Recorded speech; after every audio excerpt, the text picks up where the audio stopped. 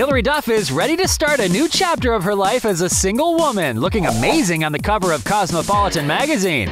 Which is why she's front and center as our hashtag WCW, Woman Crush Wednesday. We can't say we weren't rooting for her and hubby Mike Comrie to make it, but since that ship has sailed, hello, Hilary.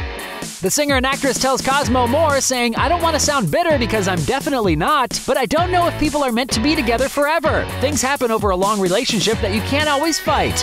A marriage of 20 years, the accomplishment of that must feel really great, but there are also huge sacrifices. I just want to always fight for happiness." And we're pretty sure dudes everywhere would be willing to fight for her happiness too. Of course, her former flame, Aaron Carter, has already publicly expressed his love for her. But before Hilary ever joins Aaron's party, it seems she'll just live up the single life, Women Crush Wednesday style.